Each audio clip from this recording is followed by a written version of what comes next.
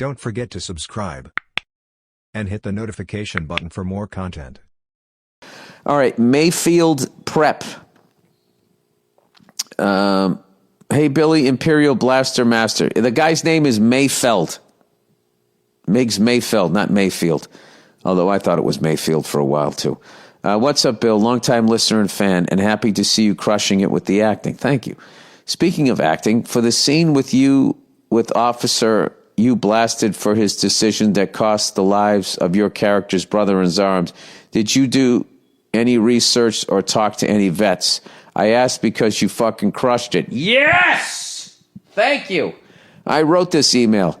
Your delivery was fucking flawless. See, now these are the kind of compliments a married man needs to hear. There's a fucking great program. You know, perfect strangers come up and compliment a married man so he remembers what that sounds like. Anyway, he goes, I got chills watching the look you had and tone, and I could connect with that character. You nailed the sense of humor with no bullshit attitude, and we need to have to survive, not just in war, but back in the world. I'd love to see a spinoff centered around you and that character. Anyways, I really would like to know how you'd prep specifically for that scene if you could share. Thanks, and go fuck yourself, a retired Army vet, 2 Iraq and 1 Afghanistan. I guess he was 3 tours over there. Jesus Christ. How did I prepare for that? It was kind of all there on the page. I just read the scene and I was like, oh wow, this is going to be the shit. I knew it was going to be a great scene, and I knew that I was in there with great actors, and Rick Famuyiwa was directing it, so I was like, all right. How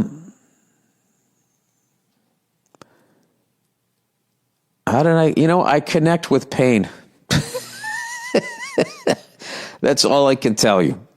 So even though I didn't experience that specific pain, I am able to tap into other shit that happened to me, or the combination of that, or just having empathy or something like that. You know what? I honestly don't know. I'm kind of afraid to pull it apart, but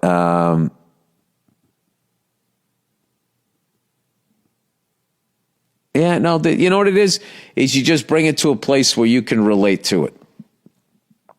So as much as that guy is playing, a commanding officer and anything, a commanding officer takes on many different forms. It's just a person that has power over you that was abusive. So you're able to sort of channel that into those words, I would say. Maybe that's what it was. And then also, the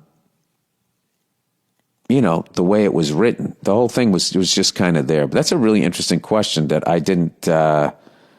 I know I just read the scene. I immediately understood it. And then I remember we were sort of blocking the scene. And I remember standing, looking over where I was going to be sitting. And I was already emotionally to the point I was like, all right, stop thinking about it. Or are you going to fucking do the scene before the scene happens? So, yeah, I would say it was something like that. I believe, yeah, something like that. And then also... And then after that, you're like, okay, now I can relate to this thing.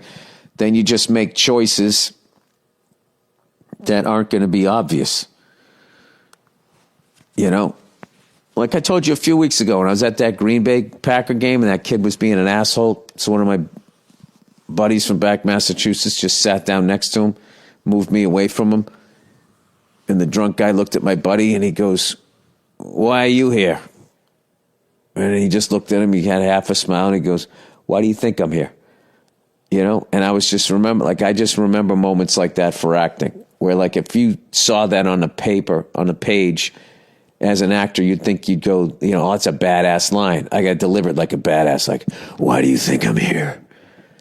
Which is, that's a way you could do it, but that's obvious. And then it just sort of becomes cheesy. But the way he did it, where he kind of had a smile on his face, and almost turned it into a fatherly son relationship with, I'm not going to give you the answer, son, but I'll help you get there. And then he had a half a smile on his face that said, I don't care whether I win or lose. I just enjoy fighting. Was a whole other another level of intimidation. And his friends took that guy and moved him 2 seats down. I just sort of clock those things, stick it in the memory bank, and then when you come up with a scene like that,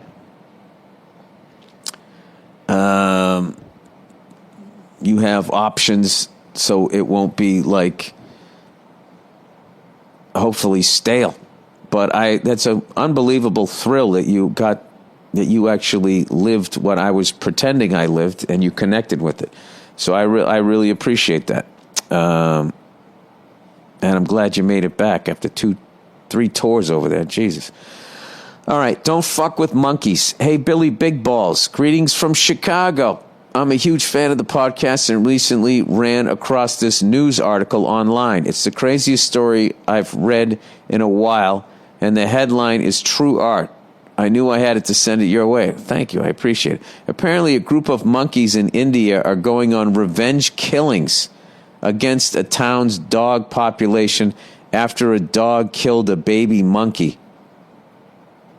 Wow, man. Yeah. You don't want to fuck with monkeys, man. The monkeys are snatching up the dogs, climbing up on top of something, and then throwing dogs to their deaths.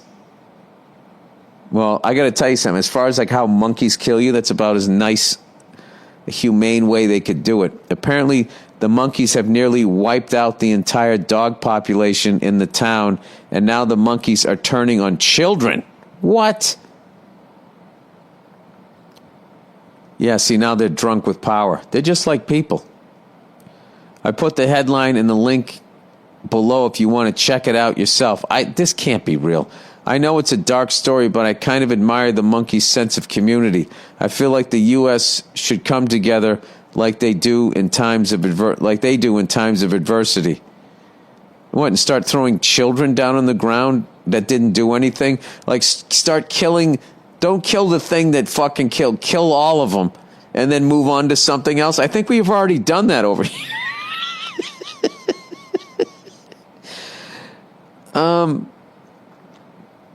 Gee, I wish we could do that. Enraged monkeys killed 250 dogs by dragging them to the top of buildings and dropping them off.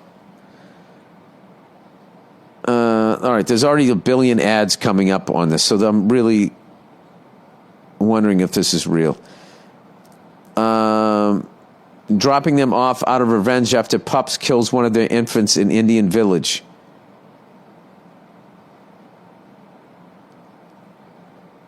Oh, wait, according to local reports, there are barely any dogs left in Laval village. Villagers say monkeys drag dogs up to the high place and drop them to their death, but without any dog targets, the monkeys are now reportedly turning on children. Enraged monkeys have killed 250 dogs. Panic-stricken residents have come under attack and say the acts of the animals' violence has been carried out in revenge. Oh, Jesus Christ. Oh, no. Well, there's a monkey doing it. Enraged monkeys have... I'm just seeing these pictures of people who look upset. Monkey in town hunts dogs for revenge after infant killed.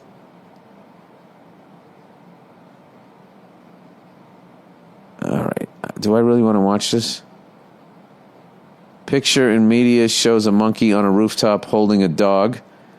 All right. I don't see one throwing one. One of the monkeys appeared to go for a child in the village before the dog ran at the monkey. Yeah. This really isn't a problem. I don't understand what the problem is. We're human beings. They're monkeys. Solve the fucking problem. All right? Put out a bunch of bananas and then fucking take out an Uzi. Then they can understand where they are in the fucking pecking order again. All right? Jesus Christ.